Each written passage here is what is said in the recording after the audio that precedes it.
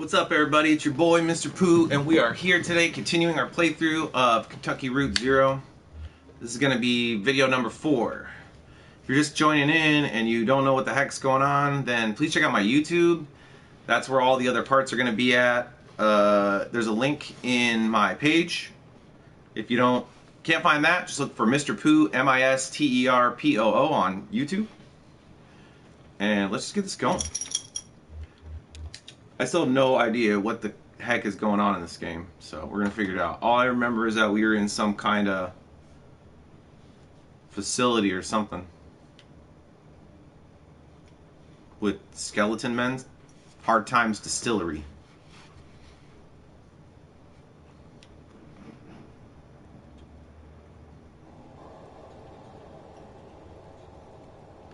Sorta don't know what's going on at the moment.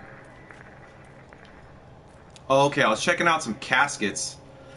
Like, they're saying that they're like casks for like the whiskey, but like they're like burning coffins, dude. Like, I have no idea what's going on.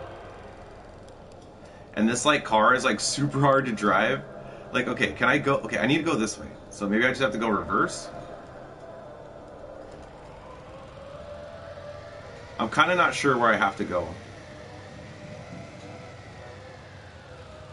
Kind of not sure. Mailing, bottling. I guess I have to look at all these places? I don't know.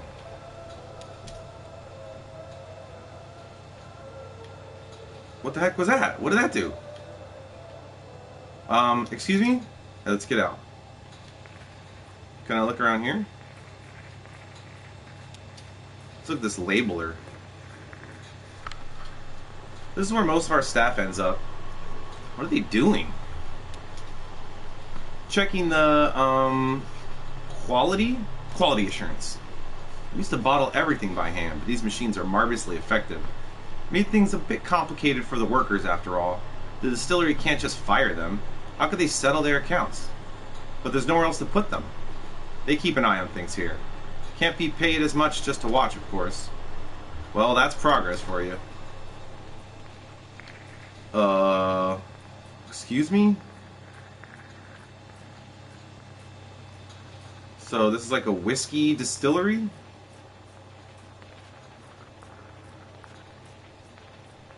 Okay, I think I need to get back in the car. I don't know where I'm going. I know I'm supposed to be driving. He said he was going to take me where the trucks were. I think I saw the trucks, but then like I went somewhere else. I don't know what happened.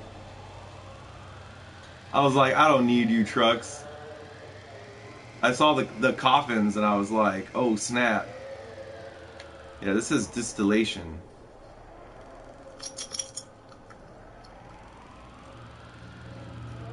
I can't drive in there. Aging.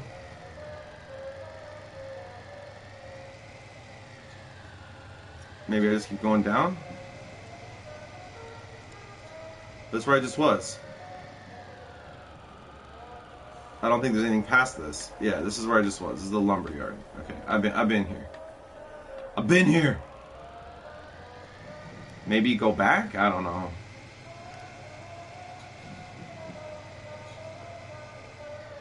Oh, no. This thing is not easy to control because you just kind of point the direction you want it to go to. Alright, I think we need to go back this way. Shipping. I'm gonna follow where it told me to go. Thank you, Mr. Skeleton Man.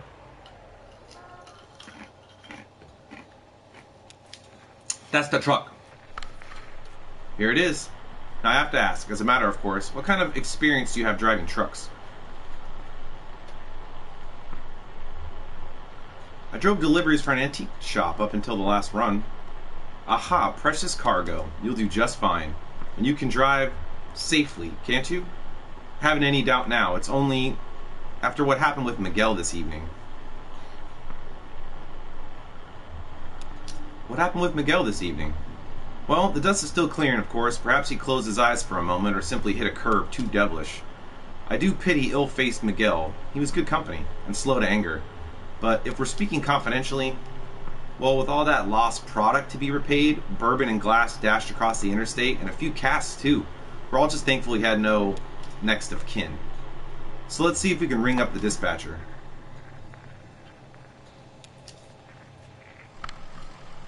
Doolittle starts the truck and switches on a CB radio. A deep, monotonous voice drones from the dashboard speaker. 1020 on that load. Come back. Up in Hummingbird Cave, 1012. City Kitty. This is a good time, dispatch? We may have found Miguel's replacement. Thought you might like to get acquainted. 10-9. Come again? Introduce yourself.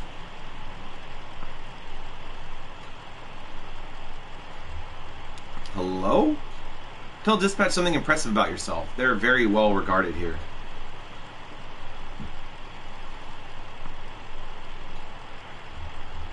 You folks know anything about a moldy old computer? 99 wheel holder, gotta pay the water bill. Ah, so. I'm certain they'll call back before long. Let's take a look around the truck, eh? Let's look at the headlights. Headlights work fine, see? Do little fiddles with the controls. That's important. Most of our product goes out at night. You never know who you'll run up in the daylight, and dusk can be treacherously misleading with all that indirect light. A magic hour, eh? Drivers sleep in the day then? Sure, those that sleep. Miguel pulled extra day shifts when he could. Sometimes he'd help me, you know. Sometimes over in bottling. He shouldn't have been out driving at dusk. Weird shadows, soft light, dangerous.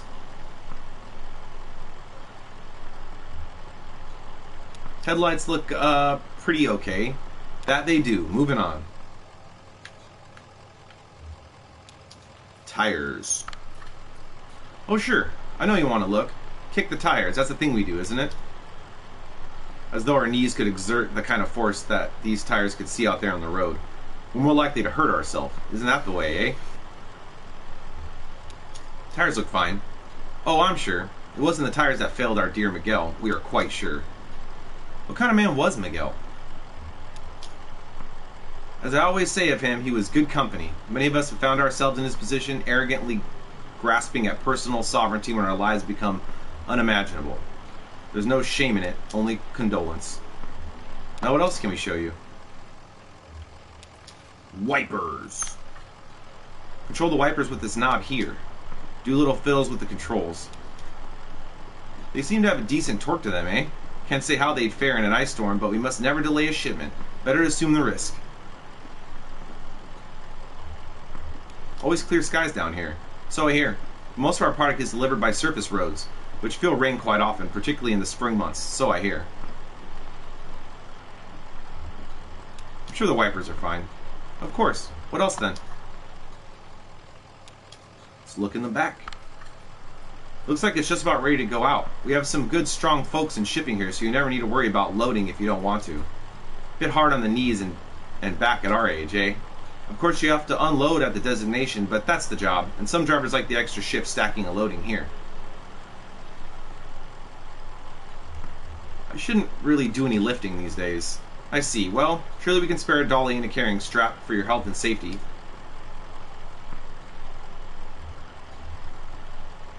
Conway woke up on baled hay. Everything was too bright. His head hurt, the usual. Lysette and Ira argued loudly just outside the open barn door. She wanted Ira to take him inside and shower, have some coffee, get to the job. Ira said there wasn't time. Conway was in no condition. It was an important job. They couldn't pull it off. Ira said to let the deadbeat sleep it off and then send him packing. He said Charlie could do the job. Conway stepped out of the barn, shielding his eyes. He tried to say something reassuring, but just sort of stumbled around it. Lysette looked away. Ira just spat and went inside to wake Charlie. Ira was a stubborn man, so Charlie went along and Conway drifted out again, and he didn't hear about the accident until months later. So, what's next? The truck's radio crackles back to life. Driver, come back. Ah, there's the dispatch. Now tell them about your experience. Tell them the truck's in good shape. Tell them your start in the morning.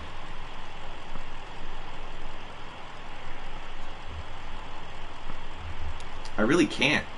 Yeah, we've got to finish this delivery in a few... 1033 dispatch, got 2 black guys and a flock of crocodiles. Come back. 10-4, back it down and pick your eyelids, driver. Come back, Lem. 10-4. Come back, wheel holder. Conway remains silent. Dispatch is addressing you. He's here, Dispatch. Got your ears on? Good. Listen to this. Silence. So, I think that went well. Let's head back up to logistics and seal the deal, eh? I've got one more thing to show you.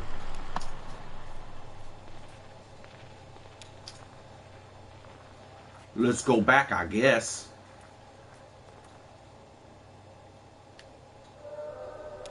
Okay, cool.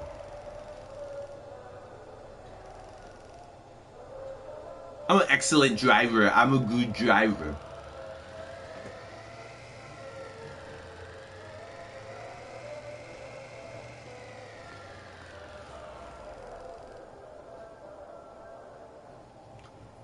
Park the car.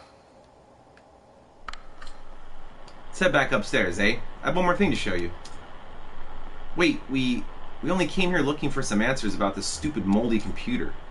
Oh, the old man in the cave with the moldy computer. That black mold, drawn to whiskey. It feeds on ethanol fumes, you see. As we age the whiskey, some of it inevitably evaporates into the air. The angels share. It goes through the vents here and out into the caves. If you can scrape it with that mold, we can usually apply some pressure and cold to it, squeeze it, and condense the angel share back into drinkable whiskey.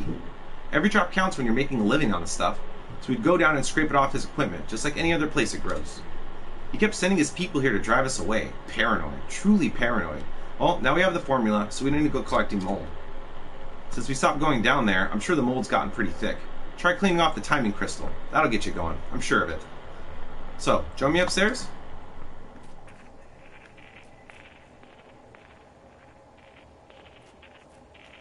I was running and now I'm just slowly traipsing.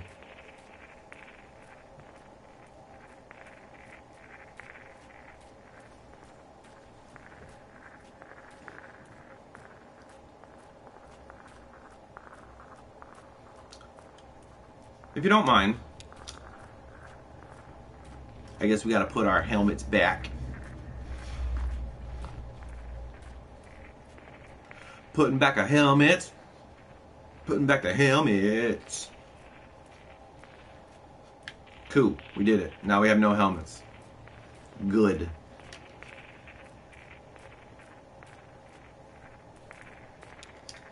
Let's go to that adding machine. Here it is. A beauty, wouldn't you say? It's an antique, you know. What is it? Why, it's an adding machine. This is where we come for our daily ritual to calculate the day's interest and repayment according to the formula. I usually do so at the beginning of my shift, so I know how many hours I need in order to keep up. Yes, I believe you'll do well here, sir. Happy to have you. Congratulations, you're hired. Wait, we can't... It's customary here to start each day with a shift drink. Let's make it special. Mark the occasion. This is the top shelf stuff now. Single barrel. He doesn't... Down the hatch. Vinum memoria mors. What if I don't want to drink? I didn't drink. I didn't drink. Nah, son. I didn't do it. Oh, he did anyway. Decent enough. Welcome aboard. He's not working for you. You have to get back to this. He has a delivery to make. What's this? Not working? Are you turning down this opportunity? She's right. I have to make this, I'm disappointed. I'm afraid that leaves us with a delicate problem. As I indicated, this is the top shelf stuff you're drinking now. It isn't cheap. If it's not your first shift drink, well, and there's the matter of this tour just now. My time and experience are billed at quite a premium. This is not good for you, my friend. You're in quite deep by my back-of-the-envelope estimations. Well, we have that in common, I suppose, all of us. Yes, I'm afraid you have to work this off somehow. It's just the way of it.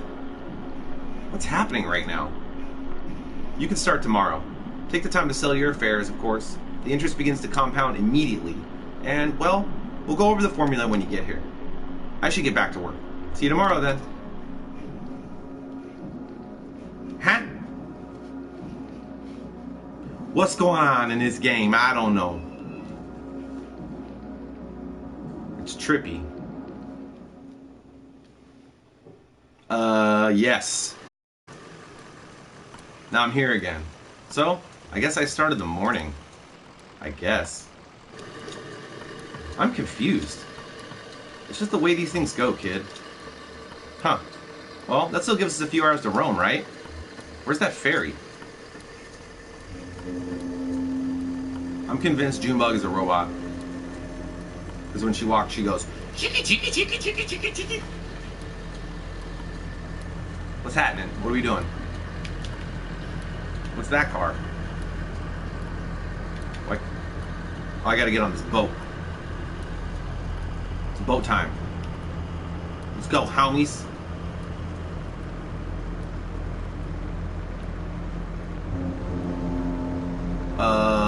As a woolly mammoth on it. Okay. That's where woolly mammoths belong.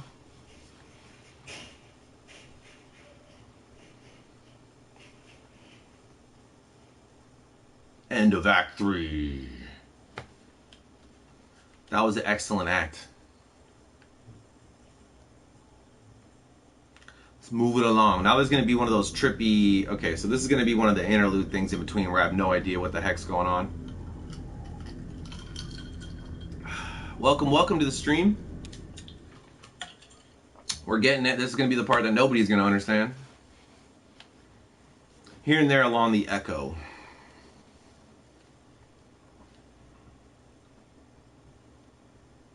Not that I've understood any part of this. Okay. I gotta make a call. Can I call 911?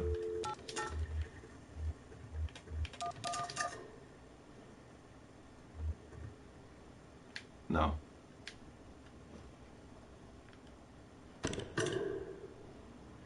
Okay, let's pick the phone up again. 2 7 0 3 0 1 5. Oh my gosh, the controls right here. What is... Excuse me? How do I go to the 7? 7 9 7.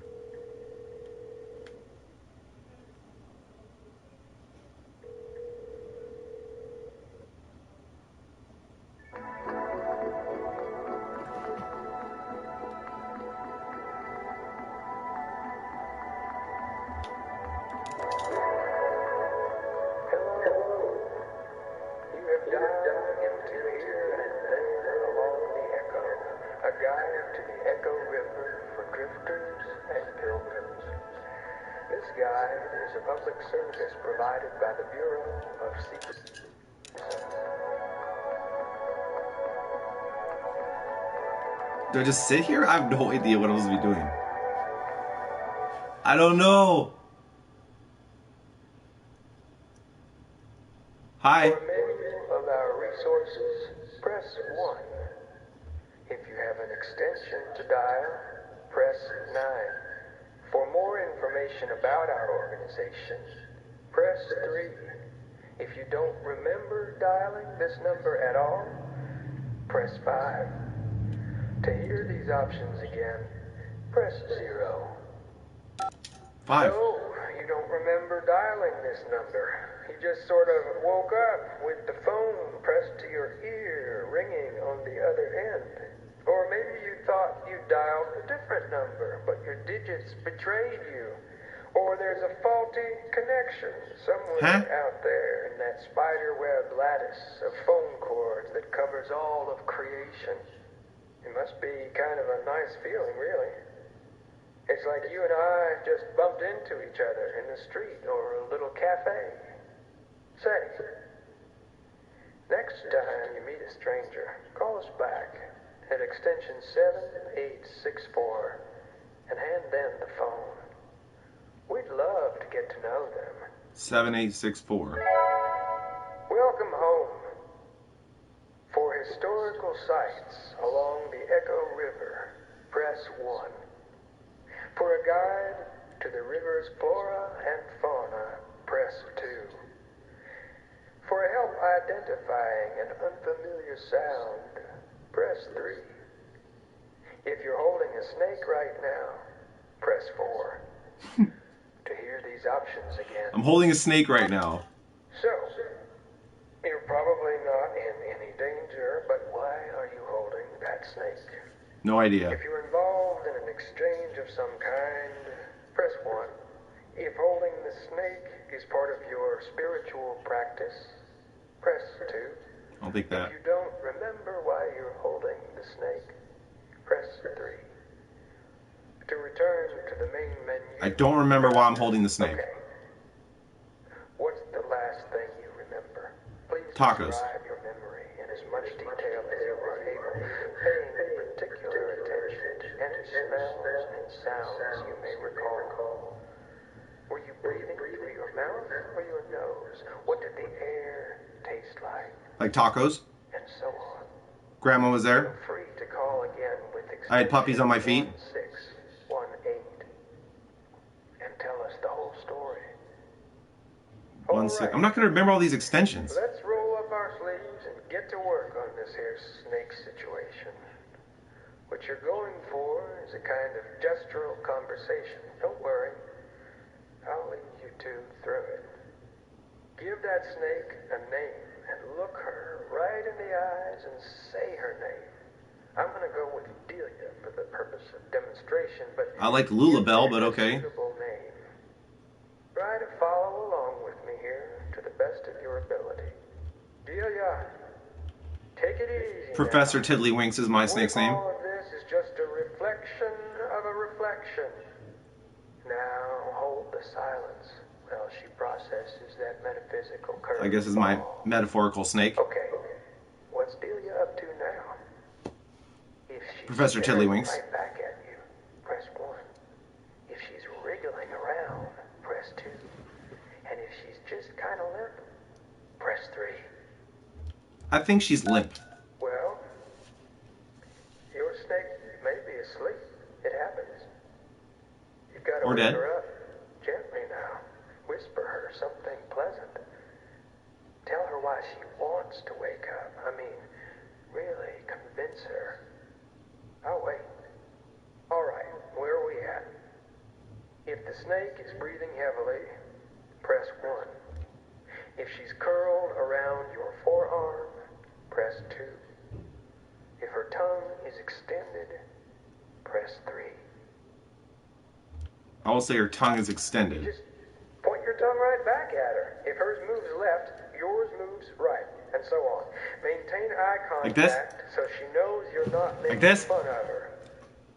There you go. Like that? You should be in a kind of a calm, thoughtful state. Like now, that? So you can move on. Okay. Put that snake in some grass or something. But Delia be free like a snake should. And go ahead and wash your hands if you care to. I would. I need to wash my hands because I was touching snake. Welcome home. For historical sites along the Echo River, press 1. For a guide to the river's flora and fauna, Can I just hang this press up? 2. For help identifying an unfamiliar sound, press 3. If you're holding a snake right now, press 4. To hear these options again. Cool. Ready to go? I had no idea what that is. Yeah, let's go. Okay. Okay. Okay. Huh? Alright, cool, man. I guess I called somebody about holding the snake. I have no idea what's going on in this game. It's cool, but like, huh? Excuse me? Okay, so it's not a real mammoth. It's like a mechanical mammoth. Or something. Robo mammoth.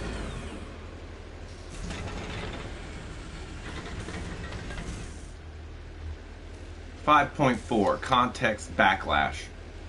General wear on the gestural gear mounting apparatus 5A1 may result in undesirable play between teeth in the context and history state machine gears, causing stuttering, slippage, resetting, skipping. I guess it could be slippage. Plus unresolved, gear slop can gradually throw limbs out of alignment, blend motions, and decontextualize gestures. See also sections 8.1, General Troubleshooting, and 5.3, Gesture Context. Troubleshooting, okay. 1.8, General Troubleshooting. Technicians of sufficient talent and experience may skip this section. Do I have sufficient talent or experience? General troubleshooting techniques include hammering something with plastic until the resonance becomes apparent, tapping on exposed metal with a wrench, or applying a cold washcloth and watching for changes in stability.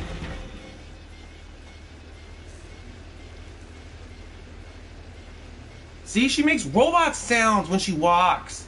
That's a freaking robot, man. That'll do, book. He throws the manual into the river.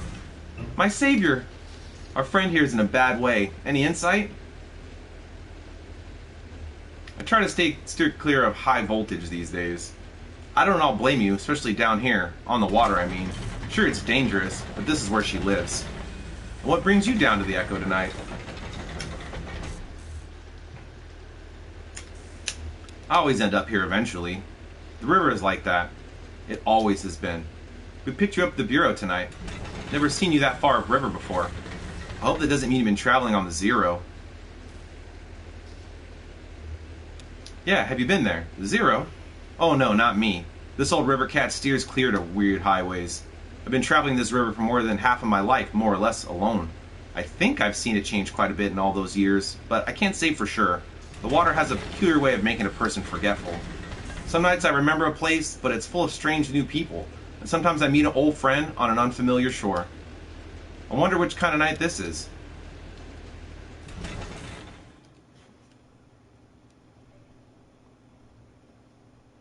Act 4, Scene 1.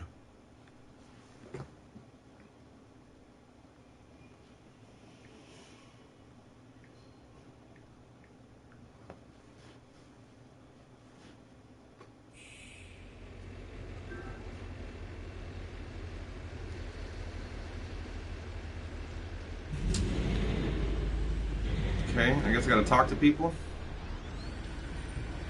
Chilling on the boat. Who that there? Who you? Hi. What's up, Will? What's up, homie? Singing quietly. We on mold and whiskey fed and... Oh! Wet gears. Did you build this thing? Ha! No. This thing's probably older than I am. Pelt there. Calcium deposits, I guess.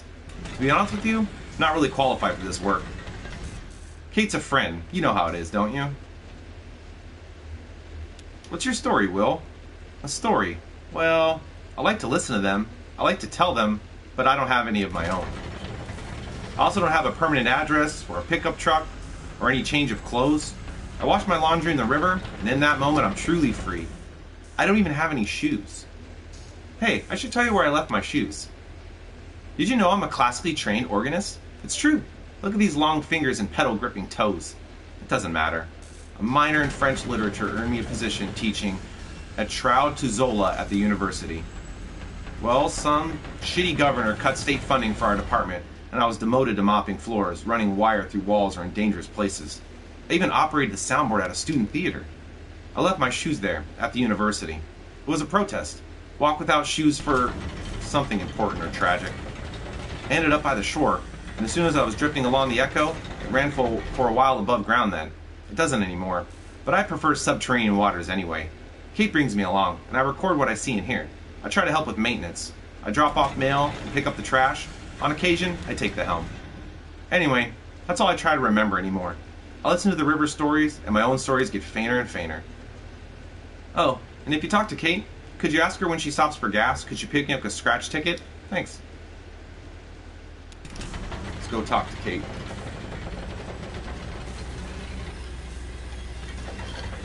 Let's go talk to Kate. Giant mechanical mammoth. I think Juma's a robot. How's that cold river spray treating you? I thought I saw you squinting. It's hard water, you know. Hard on the eyes. It still irritates mine a little, and I'm piloting a tugboat through it 6 nights a week. Don't be too shy to close them in public. Your eyes, I mean. People just assume you're thoughtful. You need tea. So, pomegranate? Definitely. Dried reishi? Maybe toad? Just kidding. Split gill powder. Turkey tail fungus. Sun-dried oyster cap and shiitake. What are all those for? Eye strain. Pomegranate mask, the taste, and the rest of it. Sun-dried oyster cap in particular has an eccentric flavor profile. It's mushroom-based. I'm a big believer in the fungal pharmacy. How far are we from Dogwood Drive? The echo is dicey tonight. Bad luck for you. Expect waves and diversions. Dogwood Drive is by the Silo mail stop, but we may need to spend some time on the indirect route before we hit your stop, okay? And there's other business. Mail to drop off, garbage to pick up, and a few favors to execute. All dotted on the riverbanks from here to there. I hope you enjoy the trip on our little mammoth. Take advantage of all the amenities. Fresh air, cozy bunks, hot tea, the video room. There's some pretty interesting tapes down there, actually. Unusual, I mean. Weird. Watch out that VCR doesn't take your hand off, though. It's untrustworthy. What kind of weird tapes? There's one with this woman. She's just like standing there talking, but you can't really hear her, and there's this awful hum. See for yourself. It's down there somewhere. I saw you talking to Will. He's an old friend. Don't be fooled by that burned out aura. He's a smart and kind man. I think his only vice is those silly scratch tickets. Speaking of which, we're coming up on our next stop shortly, refueling and picking up a few things. Well, eyes on the road. Haha. Ezra runs up to Shannon. Whoa, slow down. It's slippery up on deck. Do you have the batteries? Yeah, of course. What for? Johnny said I could use his tape recorder, but it needs a battery. Oh, fun. Well, Shannon searches her pockets. Here's 4 different kinds. Surely one of these should fit. Thank you. Now I'm Ezra. Maybe I'll eventually be better than Ezra. Wah wah.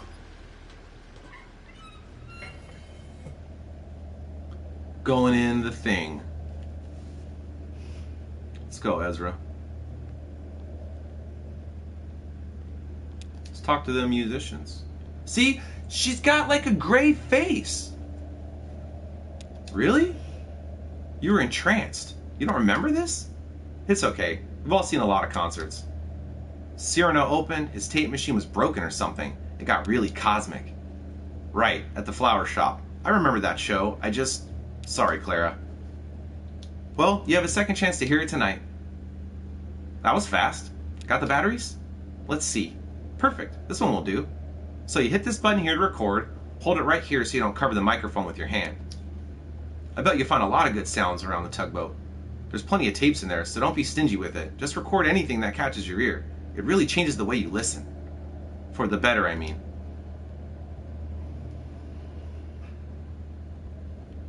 Are you playing a concert tonight? I could record that. Yeah, Claire came all the way from Lithuania just to do this Echo River gig. Haha, it's a tour. Tomorrow I'll be in Nashville, and then Atlanta, and then over to the coast. Brutal. Well, we're lucky she's making a stop. Johnny and I saw her play once, and I remember loving it. And Johnny was moved. Speaking of Cyrano, it's his night at the Rum Colony. Kate said she usually stops off there. Well, that's ideal. I'm supposed to meet a lady there to look at some old engine parts about 3 hours ago.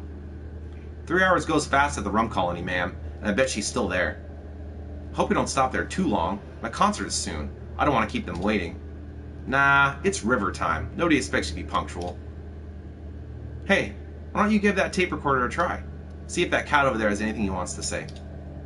I often use found sounds in my music. If you find some interesting sounds tonight, you can help me out. Cool. Let's record the kitty. Meow. Wait, why is my arm like that now? What is going on?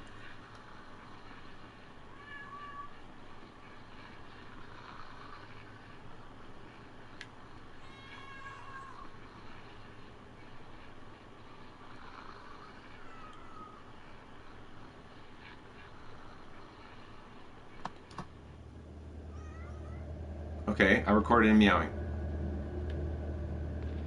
Now I'm this guy. I'm Conway now. But now I have Robo Arm. I only had a Robo Leg before, but now I got Robo Arm. No one even is saying anything that I have some weird arm. This rando glowy arm. You know, it's the strangest thing. I can't remember why I came up here. Maybe you should slow down? Nah, I'm good. It's just that thing about... What was it? When you walk through a door? When you go into the kitchen for something, and as soon as you pass from one room into another, you forget what you wanted. You have to walk back out just to remember, like you left your part of your brain behind. Hey, I wonder if I could follow that brain crumb trail all the way back to the room I was born in. Conway cranes his neck over the railing.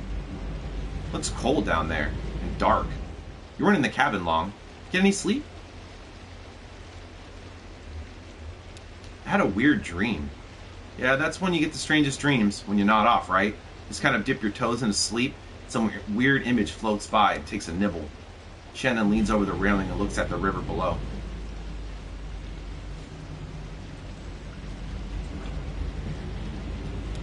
Looks cold, doesn't it? Yeah, better keep that kid away from the edge. A person could easily fall in. He's been exploring. He seems to keep himself entertained. It's good for him. It's important to know how to be alone. What's up, huh? You look like there's something you want to ask. Fine, you can ask it. One question. I thought you didn't drink. Well, I didn't. I mean, I did, and then I didn't, and then I did again. That's how it always goes. I drift out, finally wind up back at life sets on my head between my legs, saying never again. 15 months this last time. I think I hung on because I knew there wouldn't for much longer be anywhere to go back to. She went to live with her sister now, and she probably won't remember me for long anyway. One time she picked me up out of a ditch by the road, blackout drunk at dawn. I came around later that night. She'd taken care of me. I told her I didn't deserve it, and she said I didn't have to deserve it. So you'll go to the distillery instead? I've got to repay my debt. Hell, I should be grateful for the opportunity. If you want to die with any dignity, you gotta settle up. That's why it's such a damn shame when people go sudden.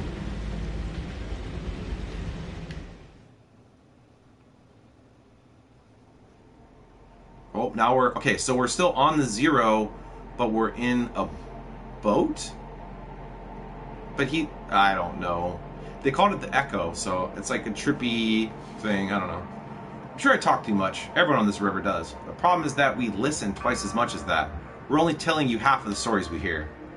Kate told me that I ought to be a photographer. She said, you have an uncanny way of having been in the place at the time the thing happened there.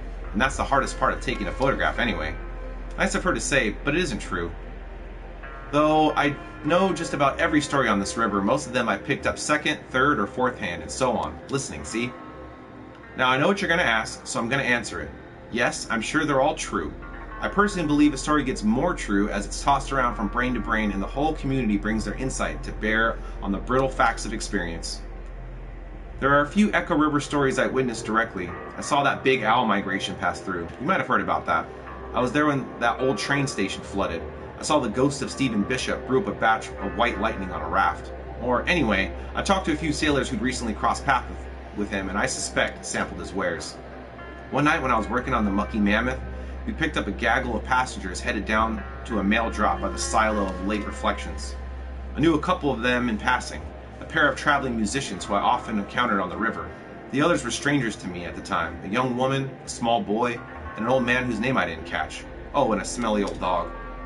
We docked at the gas station so the Mammoth could refuel.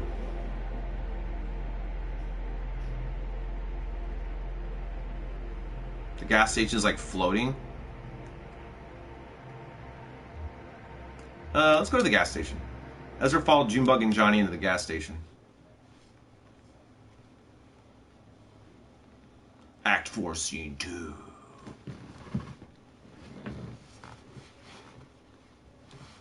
A gas station. Ominous.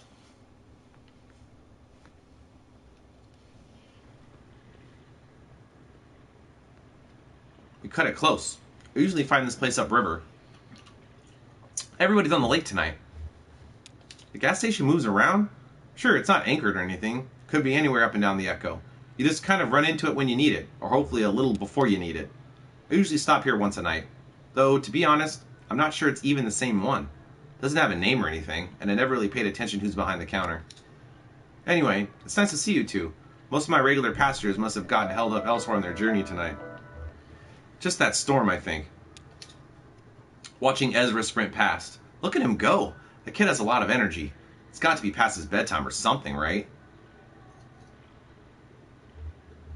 I don't think he has a bedtime. He's a maverick. Sounds familiar. Haha. You don't have any of your own, I mean. No, I guess not. I just realized. You two came through here so often. We chat about all kinds of stuff. But I never thought to ask. About family. We're all the family we need. That's sweet.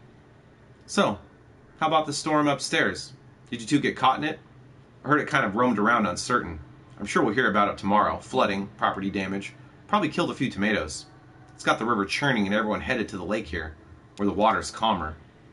I myself don't mind navigating a choppy river. Not at all. I've got a good feel for it. Plus, it's better for fungal growth. High water consumes the cave moth, and their wet wings clump together into little balls of nutrient-dense mushroom food, jammed by current here and there between the rocks.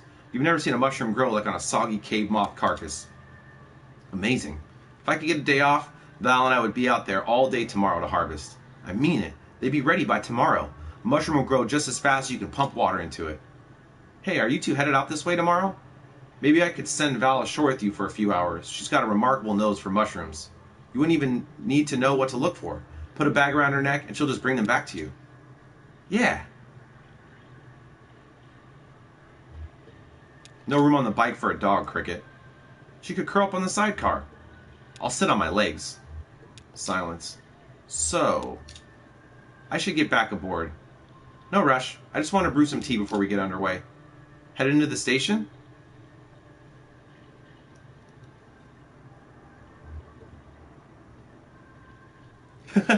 Thanks, man. Yeah, this is my my chill chair. Yeah, picking out a snack for Johnny. She doesn't let you pick up your own snacks. Haha. It's for the best. I get a little overwhelmed by all those shelves of candy. Too much of a good thing. Hey, while you're in there, could you remind the gas station attendant this fuel on my tab? Charge to the Mucky Mammoth. Yeah, thanks for joining the stream, dude. Appreciate it. Oh, and Will wanted a scratch ticket. Thanks. I think I'll just watch the lake for a bit, ma'am. Let's go in the floaty gas station.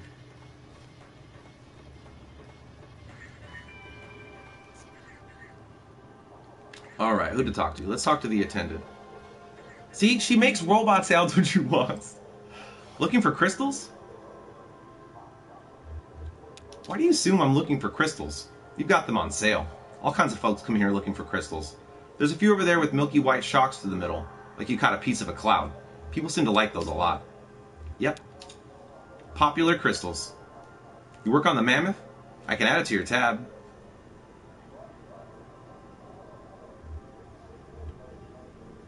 Oh, you know the tugboat? The captain, Kate, said I'd have to remind you. Sure, they're here every night. It's okay. I have one of those faces. Forgettable. Does it bother you? I've learned to cherish it. There's dignity in being forgotten, letting the crowd flow around you unspoiled. I used to live in a city. I mean a real city, Cleveland, Ohio. I had some family money then, and I didn't have to work. I lived in hotels. In daylight, I walked wherever the people were. My only duty was to the crowd. I was its observer, its historian, its detective, its poet.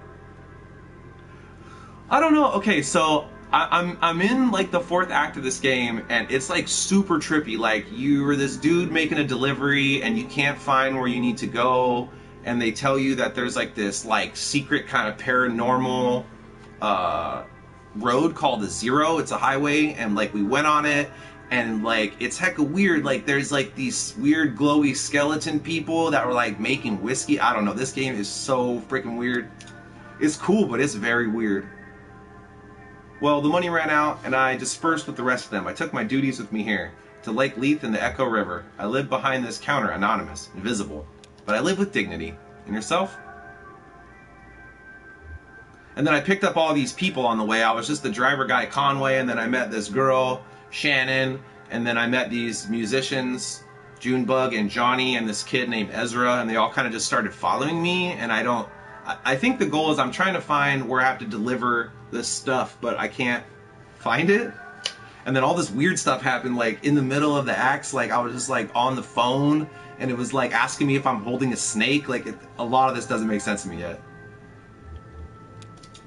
Sure, something like that. I like to keep moving. Yeah, that's the way to do it. I can't help it myself. I travel at the pleasure of the current. We keep all the crystals on that shelf over there. Buy one, get one free. Of equal or lesser symmetry. Who's Norm? Shit, that floodwater washed you halfway out to sea. I was looking for you down by New Konigsberg, same as usual, but ain't nobody there. And the river's deep as an elephant. Noticing Junebug. Oh, didn't see you there, ma'am. Pardon my language. Wait, what elephant? Haha, alright. You're no paper flower. I see that. Extending his hand warmly. I expect you must be Loretta. Enchanted to meet you. Sorry I'm late. Hey, is that coming on too flowery or something? Enchanted? Repeating it now, I feel a little silly.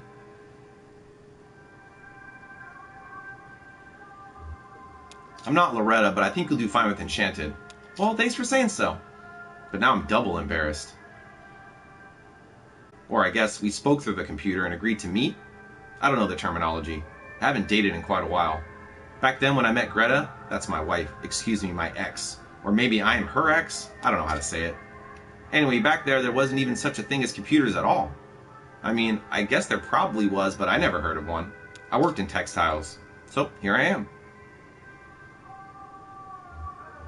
So what's your plan when Loretta shows up? Oh, maybe head down to the rum colony? Shoot, I forget to ask if she likes to drink. You never know these days. I guess first I'd ask her about that. She doesn't like rum. I'd maybe try to take her by the Bat Sanctuary. That's pretty romantic in a sense. I mean like misty valleys and ruined churches romantic, not like flowers and chocolates romantic. Of course, they've got that memorial there. It's a little depressing actually. Maybe we'd kind of sail around that. Damn it all. I guess I probably missed her. Wonder if she'll agree to meet me again. I'm sure she'll understand, with the weather and all. Nice of you to say so. Well, I guess I'll head on back. Hey, supposing Loretta doesn't want to see me after all? I'm out of your league. Haha, I won't argue with that. Actually, I wanted to ask you for some advice. I had to type up a sort of autobiography for the computer date, and I spent a lot of time on it, but I've only got one reply, and that was Loretta herself. I was happy to meet her, but supposing she's lost interest now. Do you think you can maybe give me some feedback? It's only a paragraph or so. I have it all memorized. I spent so damn long writing it. Okay, here's how it goes. I'm a good-natured man, retired, and spent most of my time sailing the Echo River, riding currents of subterranean gas and that strange invisible wind that moans out in the small tunnels along the bank. Seeking a companion to map the river with me. I have 2 grown children, but they live far away. No goofballs. Okay, what do you think?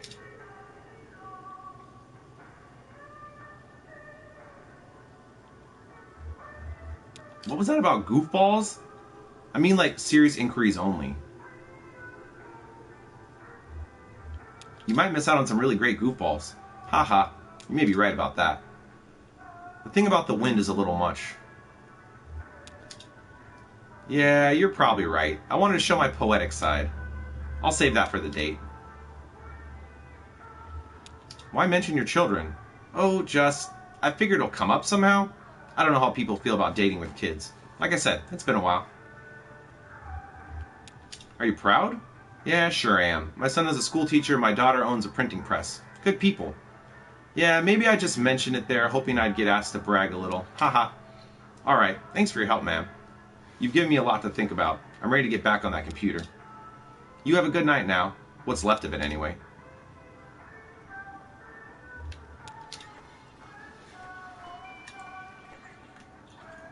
The crystals are rough, dirty, some are damp. They must have come out of the river. That attendant is a trip. Letting the crowd flow around you unspoiled, he said. Junebug tries to scrape some green algae off a larger specimen, examining it for the kind of cloudy inner formation the attendant said was so popular. Who knows, maybe he's onto something. Huck. Yeet. And a few numbers are woven through the algae. But what has to happen to a person to make them think that way?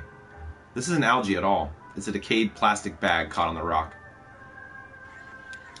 Let's talk to Johnny and Val. What do you think of that other dog we got on board, Val?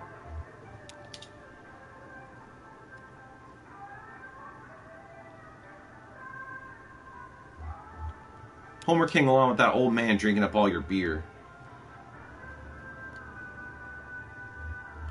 I'm a little worried about that guy, to be honest. Good thing he seems to be traveling with friends. So, would you like to ride with us for a day?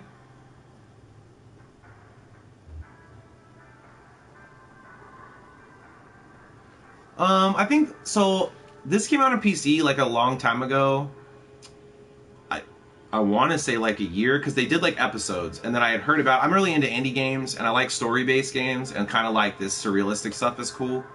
And so I played the first episode, and then forgot about it, like hadn't thought about it forever, and then I saw it on the store that was like, oh, it's the full edition, and I was like, might as well give it a go. So far it's been really cool, it's just trippy and weird. I bet you would. We're good company. Maybe we can still talk her into it. I guess I'm done. See, she makes robot sounds when she walks. She goes, tee tee.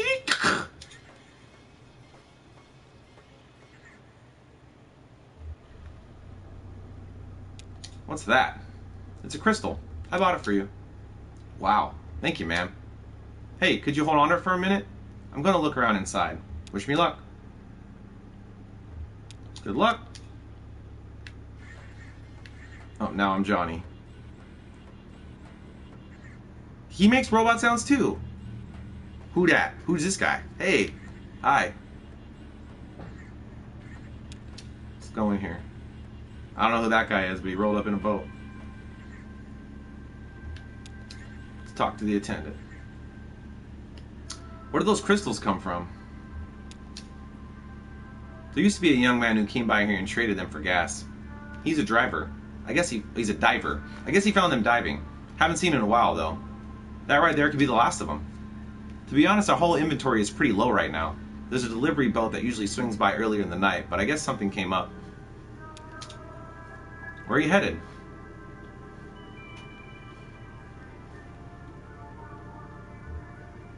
Helping some friends make a delivery, or along the ride anyway. Well, even if you're not doing the heavy lifting or navigating or whatever, a passenger contributes to a journey too. I never travel, but I do love travelers. That's what I like about this job. The travelers come to me. Do you live nearby? I live here. There's a cot in the back. Nobody ever notices it. Not that I do much sleeping really, but sometimes I lay on it anyway just to keep in shape. Well, let me know if I can help you find anything.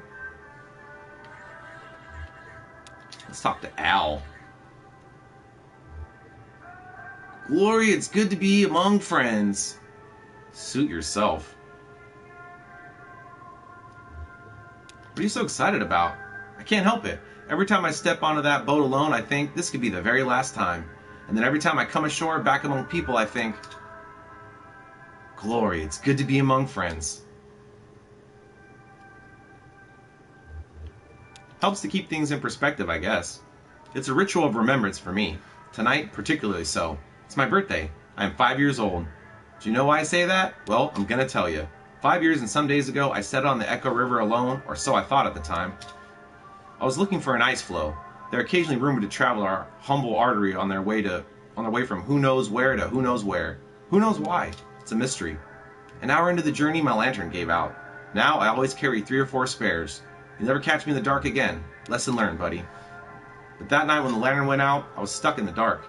I kept my arm extended, running my fingers along the cave wall, trying to keep my bearing as best I could, and at least make sure I wasn't going in circles. I just prayed I'd find another traveler who knew his way back to the lake or above ground, or even just a crack in the rock to get a glimpse of moonlight. Had a large bag of apples with me. After a long while, maybe a day, I was getting weak, so I took my hand down from the rock to tear the bag open.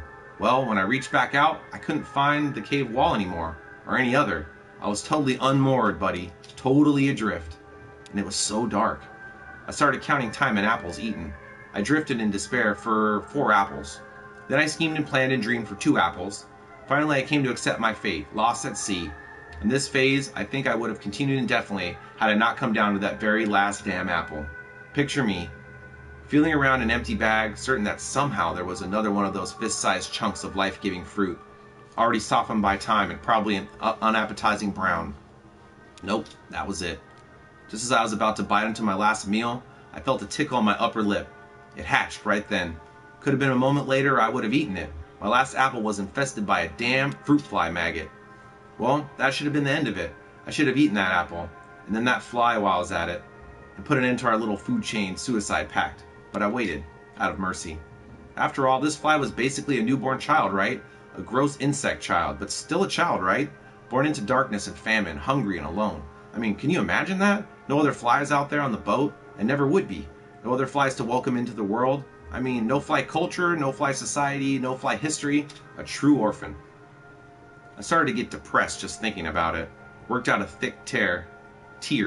I'm not ashamed to say. Well, that fly landed on my cheek, right under my left eye, and right under that salty teardrop, and then, blinding glory, his ass lit up like a candle. That wasn't a fly, buddy. That was a damn lightning bug. So that's how I came here today with you folks. It's only because I found my way out of that strange river cave by dim-lit rear of some orphan insect hatched out of my last rotten apple. Glory, it's good to be among friends.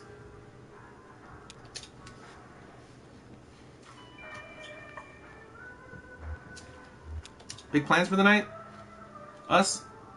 Think we'll just see where the river goes and at what pace.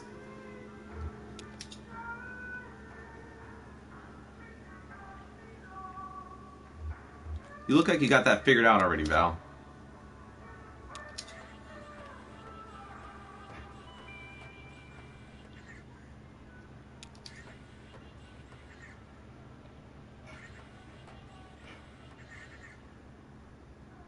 That guy's a trip, the gas station attendant. Did you talk to him? It's funny. Actually reminds me of that frog we had for a bit. The frog you had. Oh, I like to think he was part of the family, you know?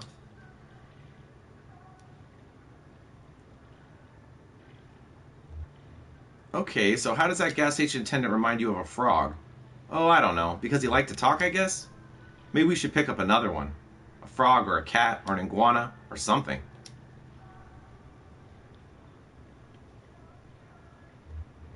Feeling lonely, Cricket? Not exactly.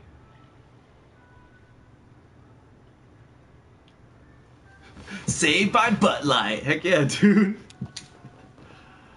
Like that guy at the gas station, that guy lets the world wash over him, static like a rock. But you and me both together, I mean, we're always moving, always changing. I think it's because we feel safe with each other, you know? Free. We can try stuff out, change our clothes, swap parts around, just play. I'm not lonely, just curious with another person to play with. What else could we be?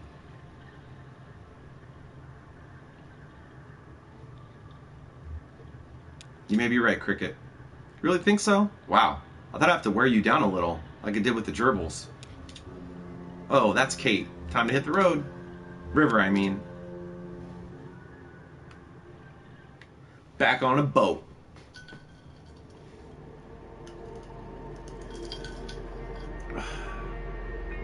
Oh, sweet. Thanks for the follow, dude. Really appreciate it. See that small brick building? It used to be an upholstery shop. Now it's inhabited by a very skilled taxidermist whose art is greatly in demand. When it was an upholstery shop, it didn't see nearly as much business. The old man's shop name has been lost to time and weather. This was decades ago.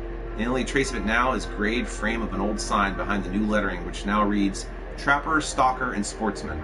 And then below, smaller, no specimen is too exotic, no arrangement too fanciful.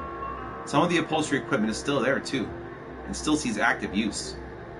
Elise is the resident artist, though she's not the owner of the shop. It's owned by her aunt Ida. Ida has very little to do with the day-to-day. She's busy with other endeavors, mostly the restaurant she and her husband run on Lake Leith. Now we're floating. Guess we're stopping here. I want to see this. No, yeah, I don't want to see that. I want to see the videos. Jen retreated to the TV room to browse the Mammoth's video collection.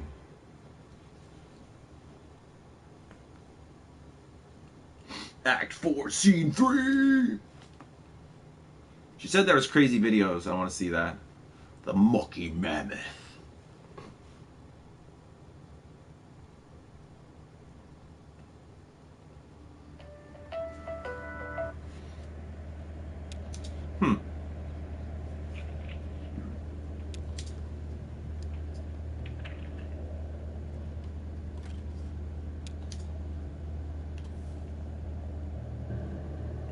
The shelves are full of dusty tapes. Look at those little guys on there. What's that? What are those guys?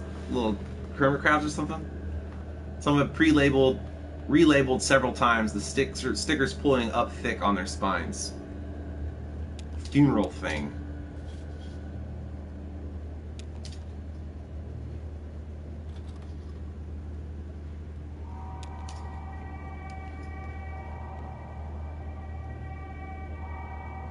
An elderly couple sit on folding chairs in the middle of a TV studio, undecorated except for a funeral lily and a thin blue vase on the table.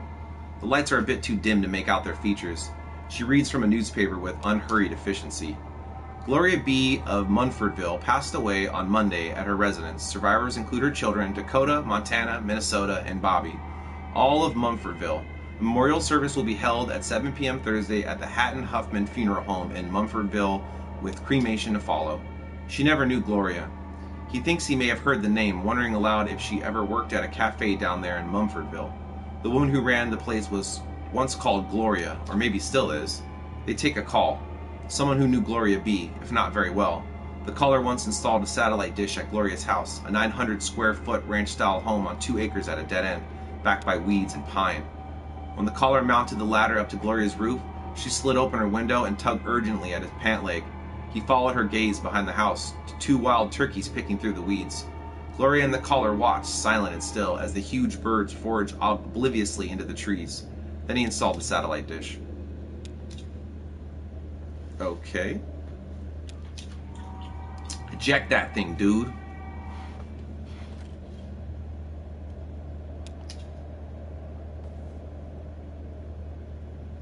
Shannon combs through the video archive. Question marks. That seems the most intriguing. It's weird to see my face because everything's tilted in the scene, so it looks like my head is maybe tilted, but it's not. That's some side commentary by this guy.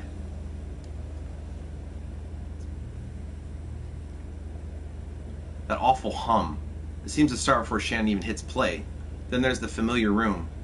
There are the blank gray walls marked with tape and school desks, and this time she notices a few more details.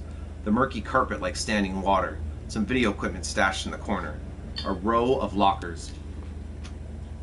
And there's Weaver, looking serenely at the camera. As before, she starts speaking, and as before, there's no sound but that hum. Shannon finds Weaver's words coming back to her as they appear in captions on the screen. Mail, school, and these magnificent tragic horses. Go underground as deep as you can go. The air is cool and the earth is damp, and when you close your eyes, you are surrounded by the dead. Remember where that is? You'll find your way from there. I think this place is what you're looking for. Some of it will wash away soon, but I think you'll be happy here, even without the mail, school. The text repeats for a few minutes and Shannon stops the tape.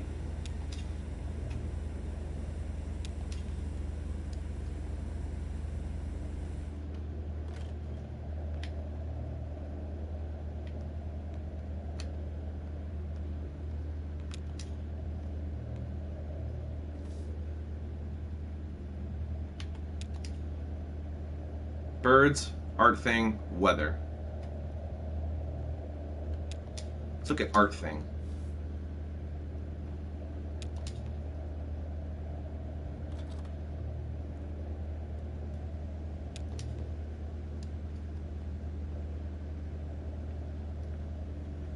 At first, she thinks the video might be paused, but on closer inspection she can see the edges of the frame shrinking inwards towards the chairs, desk, and loose gray furniture of a sterile waiting room.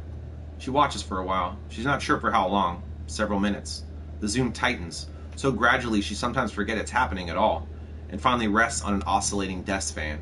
She ejects the tape for the next part of the triptych begins. Okay.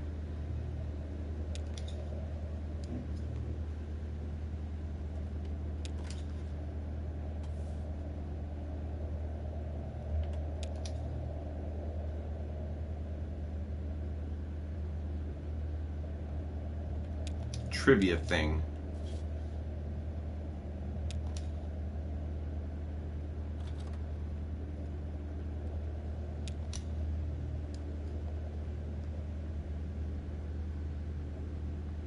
The words tip of your tongue and a phone number are occasionally superimposed on the screen. A few dozen people sit in bleachers shouting out ideas, loosely moderated by a short woman with a microphone and a laser pointer. One caller is trying to remember the name of an old friend she hasn't seen in years. It starts with a consonant. It's full of consonants, actually.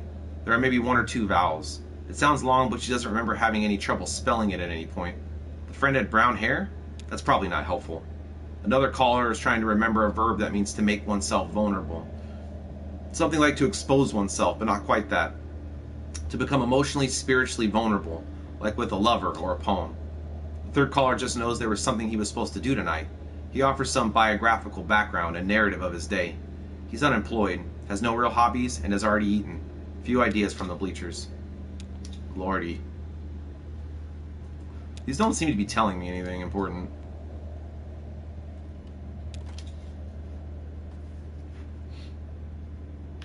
Just gonna go back outside. Kitty.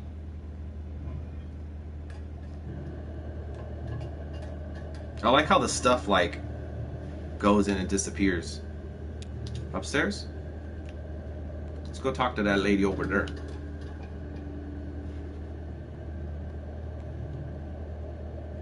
Hi. No, it was only a few notes, slow and sad, like funeral music, you know? I don't remember it being sad, just simple and unburdened. Maybe that's what funeral music sounds like to me, unburdened. Oh, hello. Kate and I were just trying to remember the Mammoth song.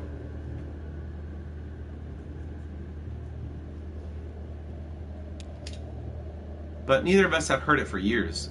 We'll just found the mechanism. In the mammoth's belly, hidden in the greedy matted fur, ha! It's like a big music box, a slowly spinning cylinder covered in metal pins that pluck her dulcet guts and pump the bellows in her bowels. But some of the pins are rusted and worn away. Easy to replace if we can even remember what the notes were. Did I hear you browsing the archive next door? Find anything good? I found something pretty unsettling, actually. Oh dear, I don't even know what's on half of those tapes anymore. It used to be all movies and all that kind of stuff. I like nature documentaries especially.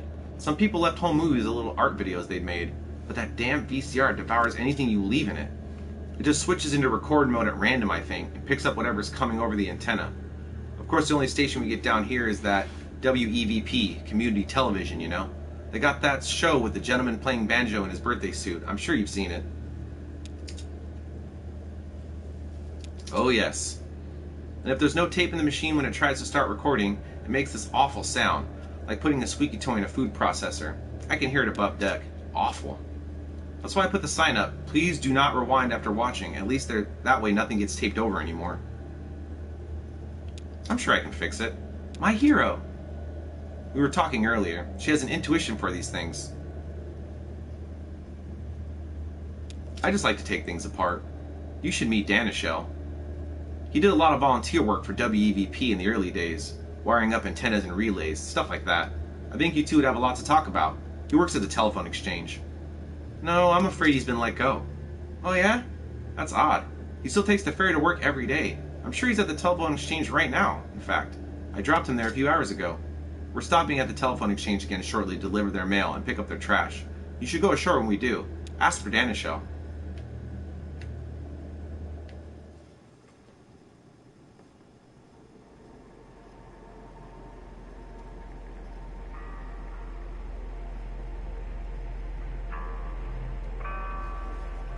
I really miss a chance to lounge on the beach around the rum colony, and I do enjoy a drink, though I don't find their signature liquor suits me. But this time I like to stay aboard and shoot the breeze with Kate over some mineral water. Still, I heard reports.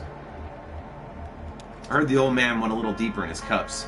Not at all surprising, he seemed to have some momentum, and Patch mixes up some pretty magnetic drinks.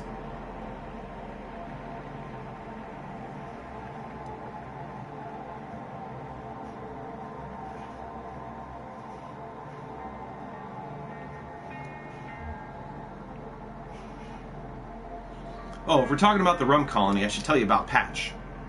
He's the bartender, general manager, creative director. I guess that means he books the music. He pretty much runs the place for the last 7 years. A lot of folks assume he owns it, but that's not the case. The rum colony is owned by a dead man named Vernon. Technically, it would be owned by the power company, who once bought a sizable interest from Vernon as a part of state-sponsored investment program. But a clause in that arrangement requires them to keep their hands off day to day and most of the profits, so long as Vernon walks this earth. The upshot of all this is that nobody came forth to identify the body. Patch is a good guy, though. Kind of trustworthy, and he mixes a strong Mai Tai if that's your thing. Yeah, straight up, Baron. We don't want people peddling junk in here. We don't need that.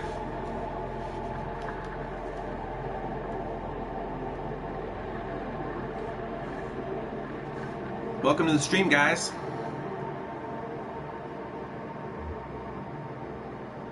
I don't want to lounge below. I would like to check out the telephone place. Claire, Kate, and I stopped to do some business by telephone. I want to meet this person they were talking about. Act 4, Scene 4. We're just cruising, dude. We're getting through this. A phone. That's very ominous sounding. It's just going to be a phone there with nothing else. It's like they said a company, but it's going to be a phone. It's just a phone. I guess we're going to be here for a minute. Looks like they have a few calls to make. I should probably call someone too. Oh yeah? Who are you calling? I should call Julian. Oh wow. He's got a phone up there? I bet they all share a phone, right? All the birds? The big bird phone up in the sky? That's ridiculous. He uses the one at the museum.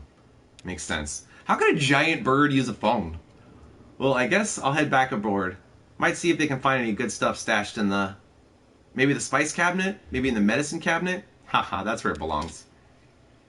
Hell, who am I talking to? Don't listen to me, kid. I'll see you in a few.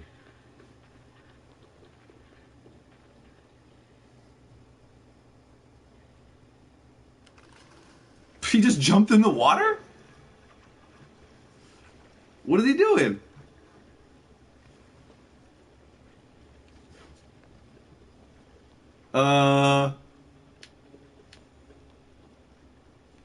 Let's make a call, bruh.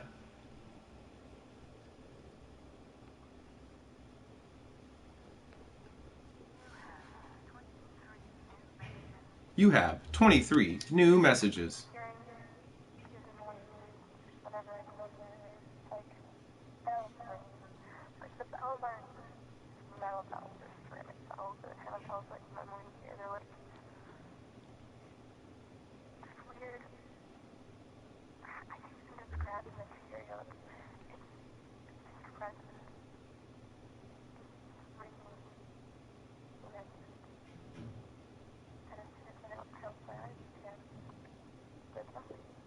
This is the first bit of voice acting I've heard in this game.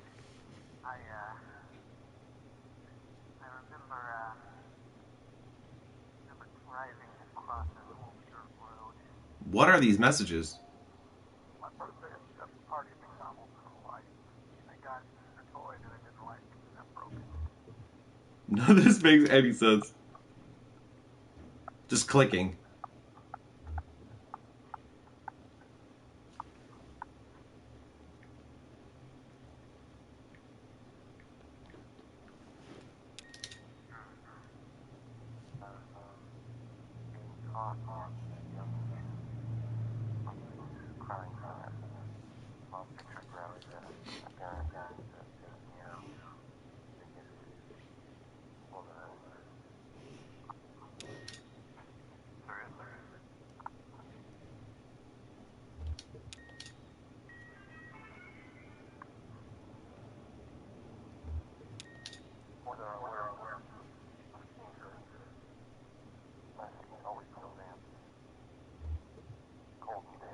What are these messages?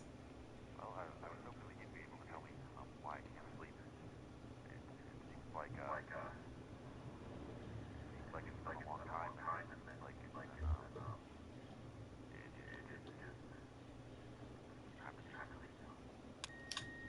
I remember going to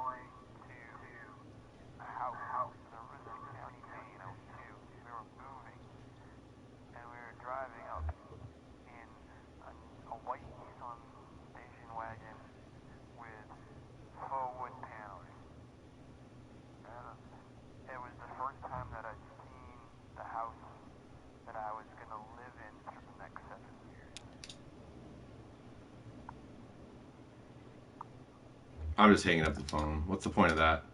Just do that forever? I have no idea what that's about.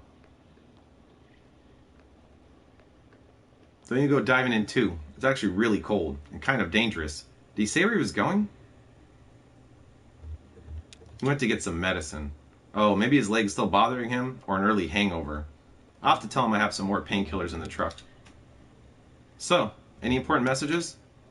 Every single one. Where are you headed tonight, small man? I'm just following my friends. Is this young woman your friend? We met Ezra earlier tonight, and he's been very helpful. I'm hoping we return the favor once we get back above ground. Poor kid was sleeping at a bus station and just lost track of his folks. He'll be alright. He's more at home down here than any of us. Trust me, I have an eye for it.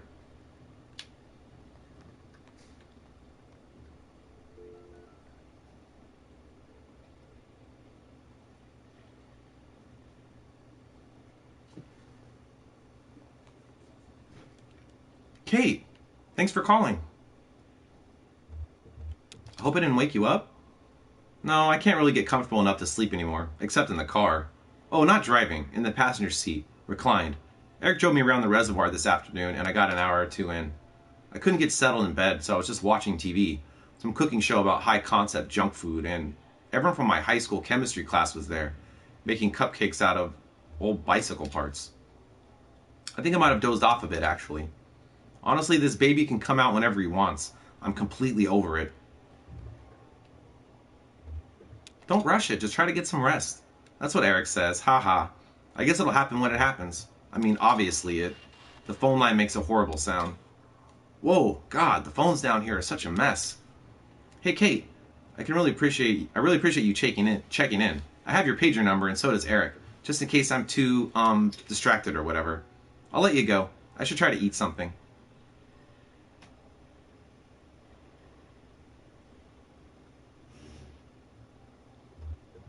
Munch on a bitter hedgehog cap. That should relieve some of your intestinal discomfort. Okay, thanks. Maybe I'll just chew on some ice. Talk to you soon, Kate. Hopefully.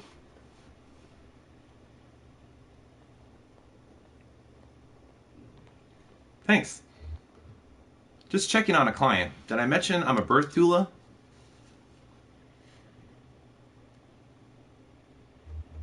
That's like a nurse, right? Well, no, I don't have any formal medical training or licensing, just a lot of experience. I think most women who hire me mainly want someone in the delivery room who doesn't treat childbirth like some kind of disease to be cured. I mean, no hard feelings against doctors, but they have their own process, and it can be really alienating sometimes. Wow, how does that fit with being a tugboat captain? Some women choose to come labor on the boat, actually. For the rest, I have a backup.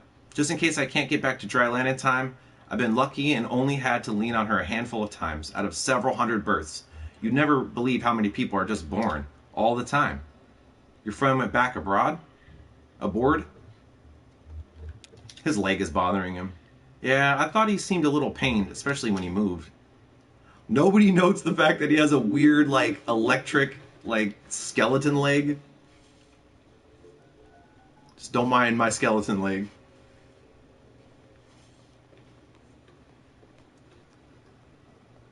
I'm glad you phoned. I was just thinking of you. Sorry I didn't call this week. I've been traveling constantly. That's fine. I visited the hospital yesterday. I went to visit Uncle Andreas, but they moved him. He's in a hospice care facility run by some old Polish nun. Everyone says it's very nice. I asked them about visiting, and they said they didn't want any visitors. He's just being stubborn. Yes, it's typical of Andreas. I was thinking maybe if you came to visit, he would see you. All those afternoons you two would go drinking beers by the river. Don't you think it would mean a lot to him if he could say goodbye to you in person? Oh, Nadia, I never make it back in time anyway. It's true, you're a long way from home, Clara. I suppose it can't be helped. Oh, here's Mother at the door. We're going to try to see him. I hope the tour is going well. Love you. Be careful. My sister, back home. She's very depressing to me this morning. My Uncle Andreas is terminally ill and refusing visitors, and Nadia is making a stir about it. I'm sorry to hear. Are you close? Yes, but only recently. He lived abroad most of my life. I only met him a few years ago. My sister is older, so she knew him as a child too. So I think your respect for him is distorted by sentiment. We must always take the dying at their word. Their motivations are beyond our understanding. The older man, he's swimming back to the mammoth? No emergency, I hope. He's tending to his aching joints. Arthritis? It runs in my family too. Brandon approaches. I don't suppose any of you folks are headed past the Bureau of Reclaimed Spaces? Can't get a hold of your ride? Yeah, my mom usually picks me up from work, but I got wrapped up in a card game and I didn't call her in time. I hitched a ride this far, but... Yikes, stranded? It's no big deal. I'll just hang out and read or something until it's time to head back to work. Hey, you folks are traveling with that old guy, right? With the leg? Is he okay? I saw him earlier tonight. He came by the storage facility for some files. He totally bit it on the staircase. He's okay though, right?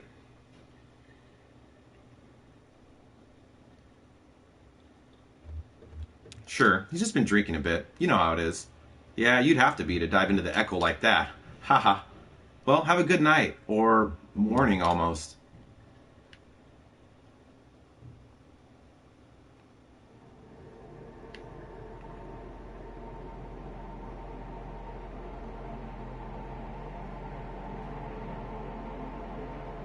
I kind of like these like wireframey parts. The visuals for this game are super unique. Like, I think that's what attracts me to it as well. I like stuff that's different. That's right there, and that right there is Ratliff Monuments. If you ever need a headstone carved for a loved one, I mean. Violet Ratliff, never married, nevertheless bore 6 children: Earl, Kelly, Barb, Ron, young Earl, and Beauty.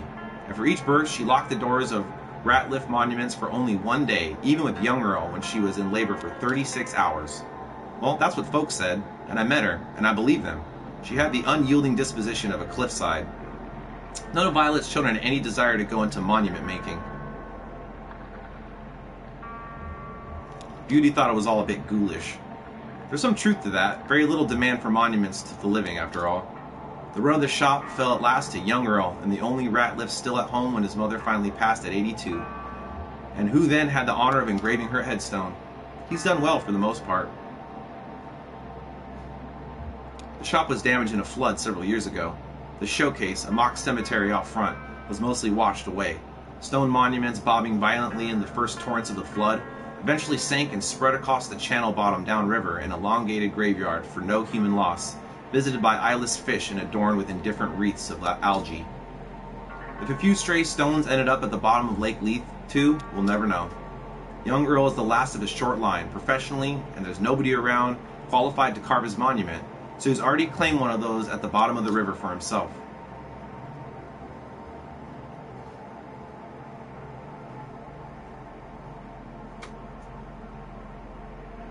Just floating.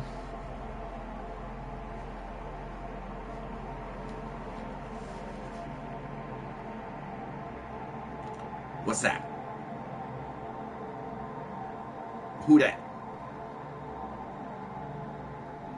Alright, I'm gonna take a 2-second banyo break. I'll be right back. Less than 30 seconds.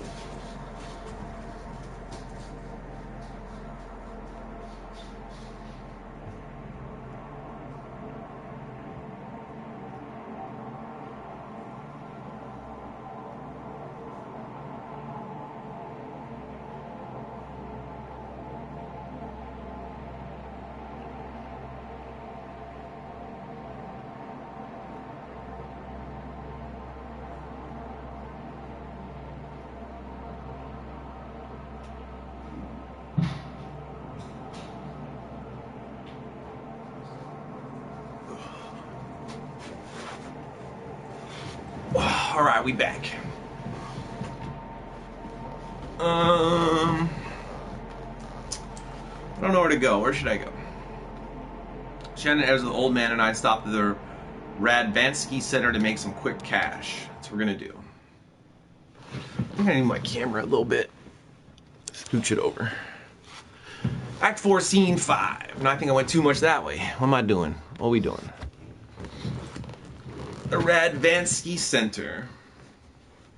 I think I'm gonna take my coat off too. Oh, good. It's something counting. That's great. It's like a surveillance video or something. Good morning. Bags isn't feeling well. Long night. Poor kitty. What are you watching? Security tape from last night. Daryl left the lights on again. Should we slash his tires? I'll leave a stern note on his desk. Spare the rod. What are we doing today? Right. This is weird. You know that old vending machine? The one that only has tomato juice? No, the old one they just stopped refilling. Remember, we rolled it out into the dock last August and some scavengers stripped it for metal in the middle of the night? Daryl cut his hand cleaning up after them and it got infected. Remember? No. Okay, anyway, the rest of it ended up in the coat room until finally Daryl was piling it into a big bag for the trash barge to pick up, and he came across this box lost behind all the junk. Check it out. This looks old. Yeah, there's a bunch of videotapes and completed questionnaires. I looked up the reference number and it's never been processed, so I guess that's what we're doing today. There's no date on it. We'll just have to make one up, unless there's some footage of a calendar or something in there. Haha. Flipping through questionnaire. I guess these are the old tests before we started doing the video exit interviews. That's annoying. Yeah, let's see. How do we do this? I'll run the tape, you interpret the questionnaire, and I'll type it up?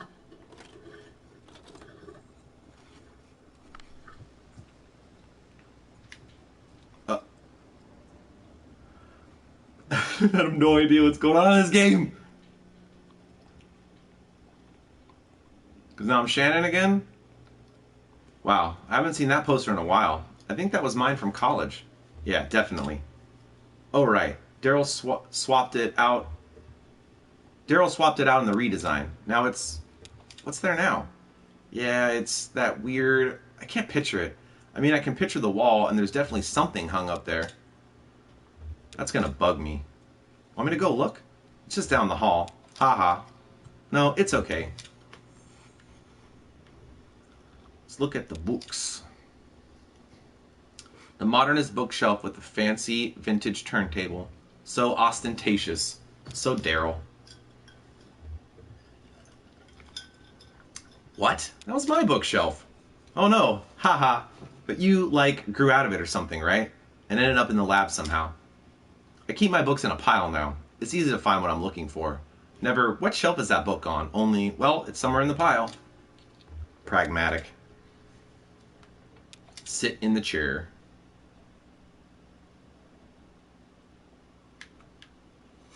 Okay, just sit in for no reason. That's cool.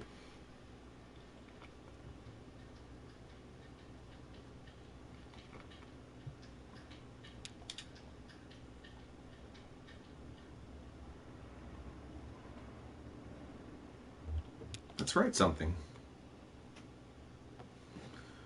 This should be some basic information in the first control test. Subject's general disposition. Jen looks over the questionnaire document from the envelope. Why are you here?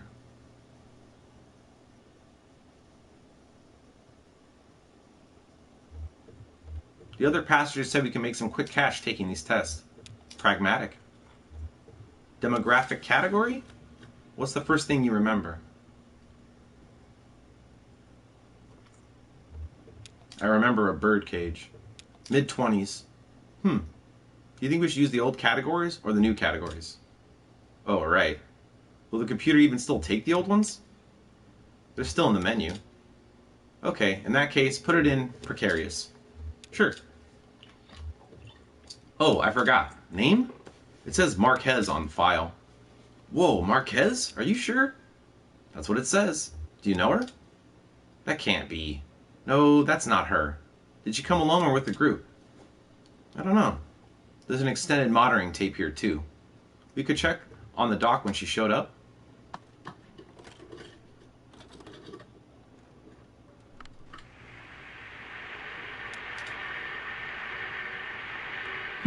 No, definitely not. Oh, she's traveling with one of those creepy distillery guys. Him? Nah, he just looks like some old drifter. Maybe you're right. It's hard to tell in this light. Oh, it's... Wait, who is that? That guy in the hoodie. What? I've never seen him before. Really? He looks so damn familiar. I thought he was maybe a former intern or something. He's a little old for that, right? No, I don't recognize him. Sorry. You're all deja vu this morning. It's spooky. Sorry, just one of those days, I guess.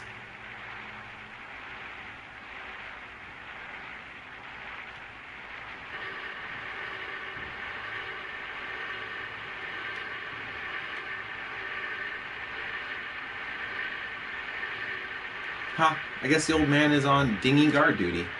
A noble assignment. So who was this lady? Oh, right. Well, do you remember WEVP TV? No? Okay, it was a community television station. The Consolidated Power Company had to fund it as, like, punishment for owning too much of the broadcast spectrum or something. Oh, they used to screen your videos, right? Yeah. It was like a co-op. I did some maintenance, and they gave me a slot to show my work. And they had that naked banjo guy late at night. Yeah, that's mainly what everyone remembers. I guess their whole mandate was community expression. He was certainly expressive. Oh wait, was WEVP that one that... The Flood, right? Yeah.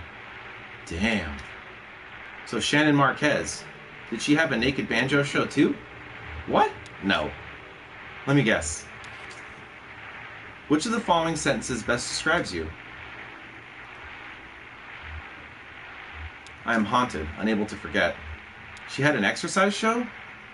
No, I've never heard of Shannon Marquez. It was a Weaver Marquez I knew. She worked at the station for a bit, and then she left on kind of weird terms, actually. Anyway, where are we?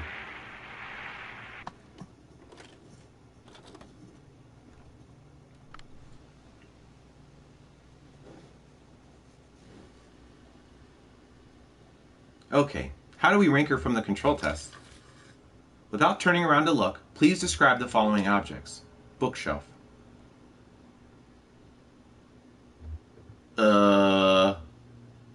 I'm going to say it has 3 shelves. And it kind of goes like this. So I'm going to say it's shaped like a snake.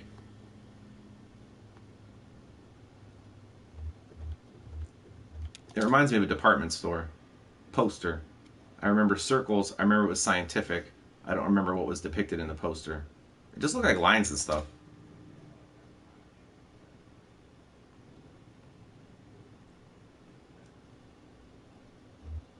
I have a poster in my workshop, a vintage advertisement for vacuum tubes. Lighting. 1 lamp. Average, I guess. Typing. Average. Okay. Oh, there's 4 shelves. My bad! Not what I wanted. Okay.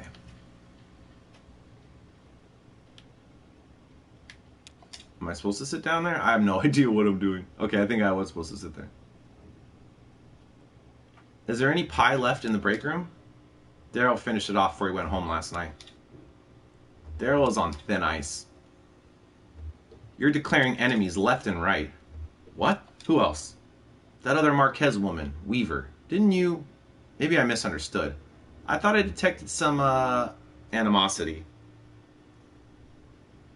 Abzul? Abzul. I'm not sure I know what that is. Let me look. I don't know what that is.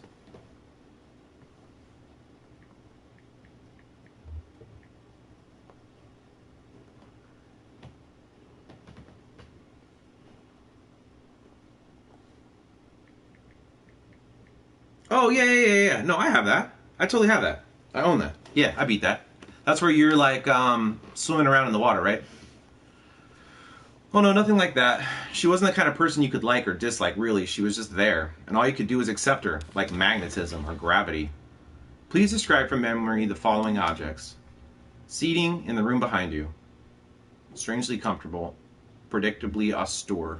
A couch and chair. Lighting in the room behind you.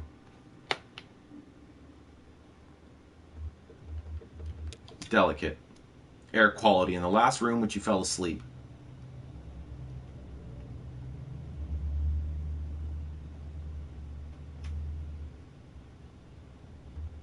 I think I fell asleep on the boat for a minute. The air was warm but refreshing. Well, this Marquez is pretty normal so far. Oh yeah, they're definitely different people. I just wonder if they're related or something. I never imagined Weaver having a family, but I guess everyone has some family, right? Reading. Distracted. What? Oh, sure, probably. Okay, let's go on to the next test. I'm guessing Absol is something you think's cool? I'm definitely going to be taking suggestions for people on games they want me to stream, because I play all kinds of stuff, like a lot of stuff. Jen, look who it is. Oh, I missed that kitty. I forget what became of the white one. Her name was Coconut, and she disappeared without a trace. Yeah, it's kind of like Journey. I really like Journey. That's cool, too. Easy come, easy go? I wouldn't say easy. I had to leave food on the dock for a week before she'd come inside. She only stuck around for a month or two. You probably saw quite a lot of her. I remember you were working nights then. She was a nocturnal creature. That's right, I remember. What's that, a bell?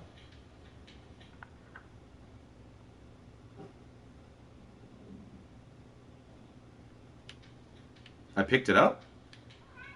Well, what is that? What did I pick up? Okay. Go talk to the kitty with that? I have no idea.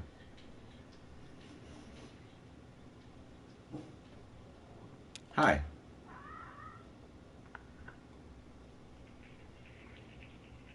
Okay, I gave the kitty food. I don't know what I was doing. Wait, I don't remember this test. Oh. Did we cut this one? What's the questionnaire like? No, this is just sometimes if I can't make it in for a few days, I might leave a note to feed the cats. For the test subjects?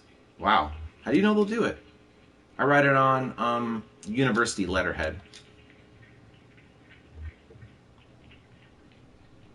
Ooh, okay, cool. Journey's great. I own that too.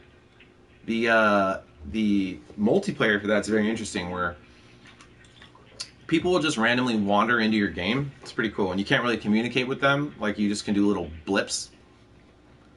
At least I don't understand. I don't use university property and research equipment to make weird video art. Very well then, I contradict myself. Ha ha.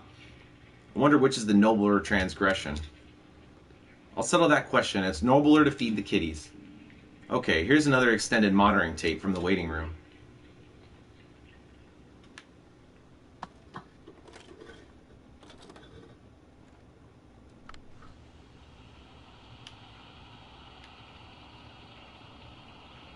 Busy night. There he is again, sleeping. Where do I know him from? It's going to drive me up the wall. Does he work at the university? Oh, that sounds familiar. Yeah, I think he might have worked there a long time ago. Maybe when I was an undergrad. Ah, the Paleolithic. I thought he looked a bit rugged. That's right, Jen. I went to college during the Stone Age. What was your major? Fire. I don't think he was a professor. Maybe staff? It's been so long. Sometimes I wish I just barreled through like you did, instead of taking time off before grad school. I'm sure it was the right thing to do at the time. Yeah, or the only thing. I was such a mess. Did I ever tell you about that? My boyfriend died suddenly in my last year of college. Oh, poor thing. It's okay. It was a long time ago.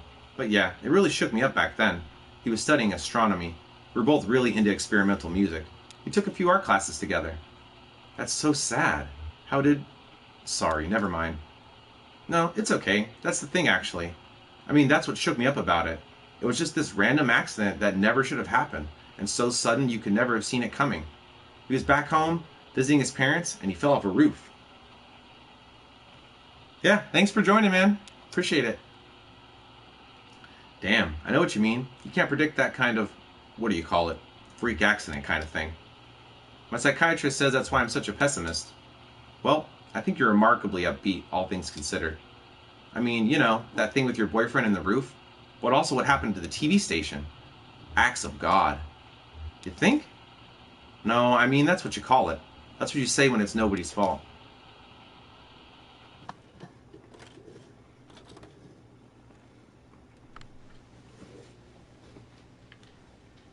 Which way do I go?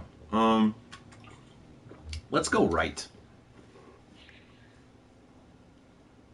Oh, look. Can you read the date? Damn, I can't read it either. It may not have been current.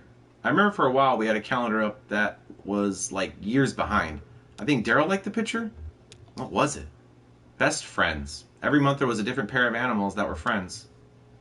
That's adorable. I think I'm gonna be sick. You don't remember that? That weird intern brought it in from home. What was his name? Who? Oh, you remember. He was always like...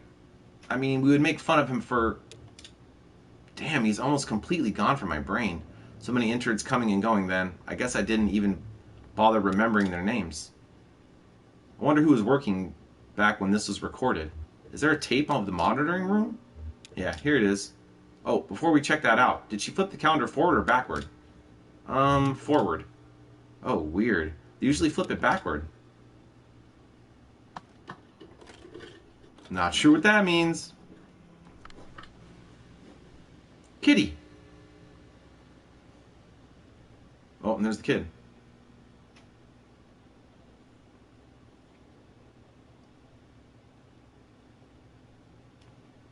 Okay.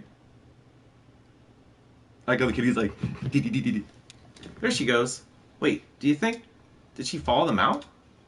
Oh, well, here's the last extended monitoring tape from the dock when they left.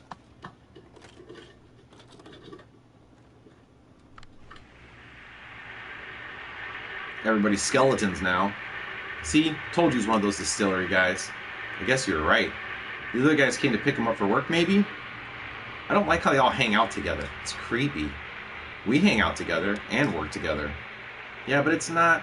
They're like more than co-workers. I don't know. I just get this awful feeling whenever I see them. Like I knew them once, but not anymore.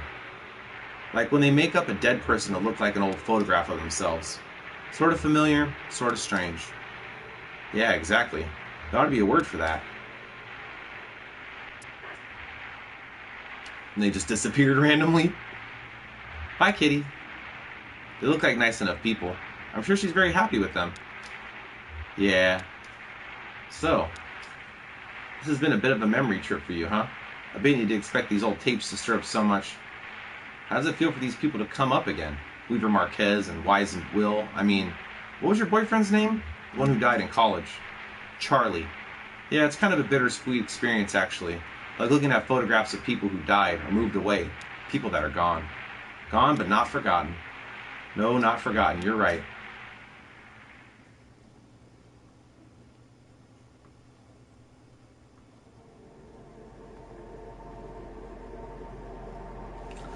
Floating, floating.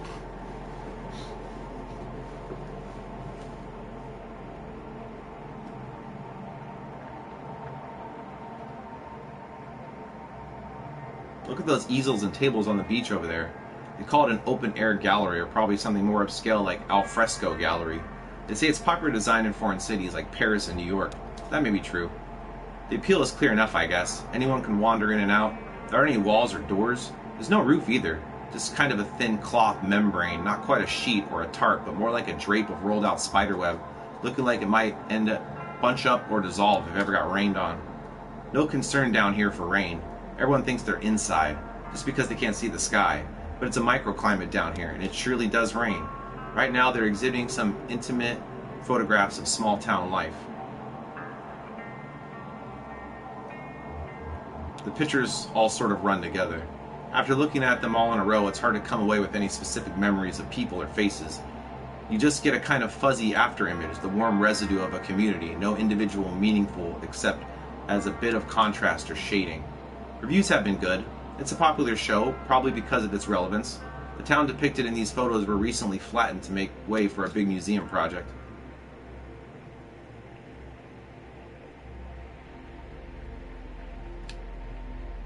Now we're still floating. What that?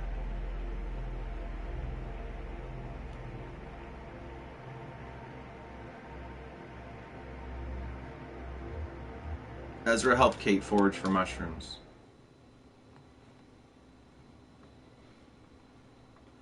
Act 4, Scene 6. A grove. Alright, y'all. This is probably a good time to break. Like I said in my other videos, I'm 100% streaming this entire game. If it's something that you're into, or you only caught a part of this, please check out my YouTube. It's in my page on Twitch, or just check out Mr. Poo, Misterpoo, on YouTube. See you guys in the next stream.